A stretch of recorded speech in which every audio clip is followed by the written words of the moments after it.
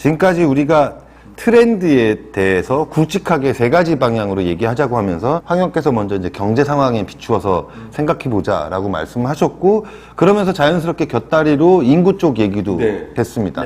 자, 우리 미디어 쪽, 커뮤니케이션 툴의 발달에 주목해야 된다. 이쪽으로 얘기를 넘겨볼까요? 커뮤니케이션 툴 자체가 가지는 건 이제 마케팅하는 기업의 입장에서는 흔히 몇 년 전에 그 얘기 나왔던 빅데이터처럼 뭐 빅데이터 얘기가 거기에 시초기도 한데 그 요새 그 굉장히 그 주목 많이 받고 있는 개념 중에 하나가 데이터 드리븐 마케팅이에요.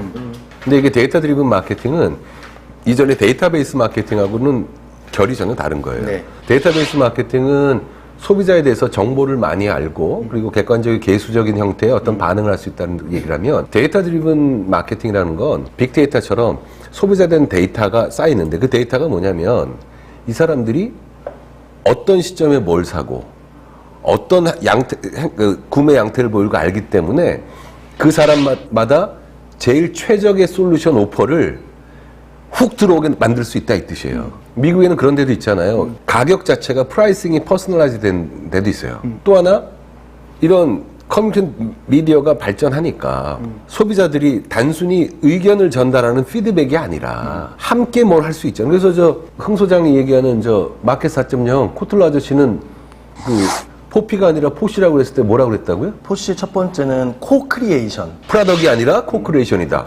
그리고 커런시. 프라이스가 아니라 커런시다.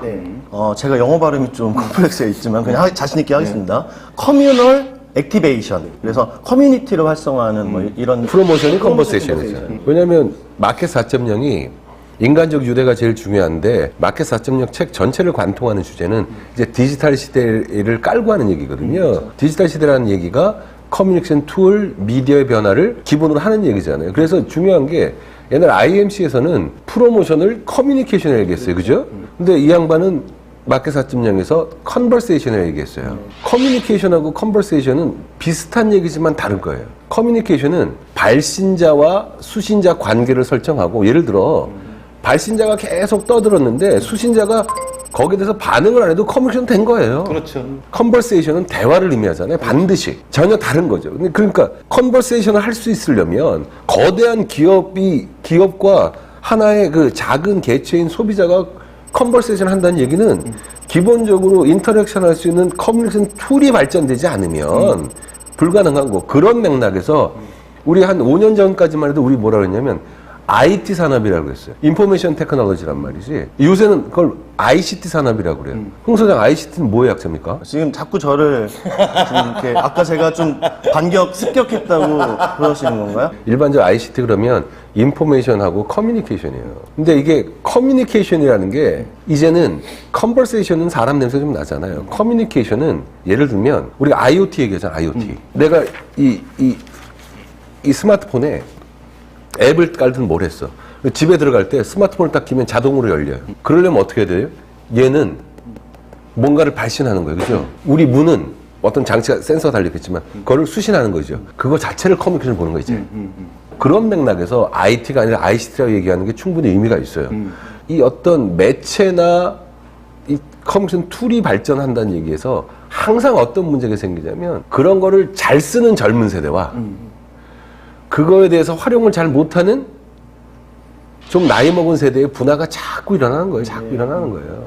그래서 사실은 그렇게 즉각적인 반응을 유도하는 디지털 기기를 통한 마케팅이나 브랜딩이 젊은 세대에게 주는 영향력이 큰 만큼, 동시에 그것과 그런 기계적인 어떤 강점에 옛날 세대들이 갖고 있는 향수를 자극할 수 있는 콘텐츠가 결합되는 게 저는 무지하게 파워풀할 거다 이제.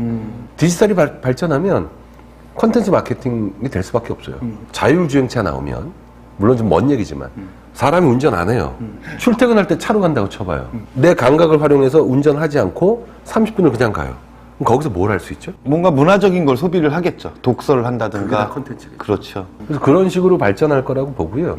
끝날 종자에 생활 상자 써서 일본에서 요새 발전하는 게 슈카스 산업 이런 거 있어요. 인생을 종료하는 걸 준비하는 거예요. 자, 그럼 그 인구 구성에 거기에 디지털 혹은 커뮤니케이션 툴이 결합되니까 그 디지털 영생이 나오는 거고. 그래서 이게 다 연결이 되는 거다. 황영께서 디지털 영생을 말씀하셨는데 그만큼 또 새로운 사업으로 떠오를 수 있는 것 중에 하나가 잊혀질 권리예요. 아, 그렇죠. 왜냐하면 우리가 온라인상에 디지털에 남겨놓으면 이게 좀 없어졌으면 좋겠는데 계속 남아있잖아요. 제 대학원 동기 중에 한 명이 잊혀질 권리 갖고 특허를 받았어요. 네, 그래서 디지털 영생이라는 게 있지만 그거에 대한 반작용으로 잊혀질 권리에 관계된 사업들도 등장하고 있다 정도로 이제 말씀드리고요. 마켓 4.0이라는 책이 많은 분들이 또 읽으셨고 필립 코틀러의 이제 혼이 담긴 구라죠. 근데 사실 책은 졸라 재미없습니다. 근데 제가 그 책에 날개 있는 거를 사진을 찍어서 강의 때 가끔 얘기를 해요. 마켓 4.0이 여기서 이제 ICT 발달로 인한 자동화, 지능화, 여기서 혁명이라고 얘는 또 말을 쓰네요. 하이테크, 하이터치, 융복함 전략. 근데 제가 동그라미를 친 건 뭐냐면요. 첨단 기술 하이테크는 역설적으로 가장 인간적인 감성의 하이터치를 필요로 한다. 그리고 그 다음에 첨단 기술과 초연결성으로 대표되는 마켓 4.0 시대에 시장의 권력이 완전히 소비자에게 이동했다.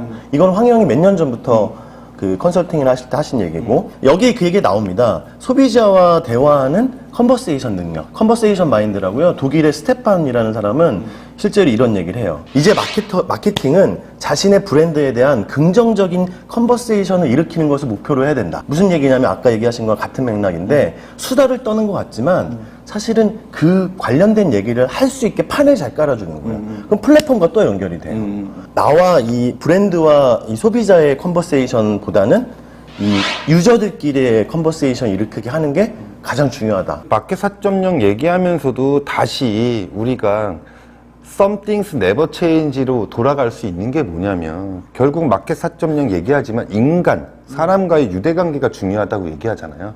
관계, 사랑, 사람. 홍 소장이 늘 주창하는 사람에겐 사람이 필요하다.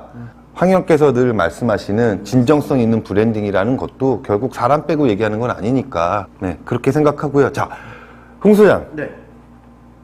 열독했죠? 책 이렇게 많이. 네, 열독을 했는데 황영을 제가 오늘 좀 괴롭히려고 했는데 아까 훅 저를 긁으셔서 제가 간만에 10년 만에 그 큰 소리를 좀 냈습니다. 궁금하시면 예고편을 보시기 바라고요.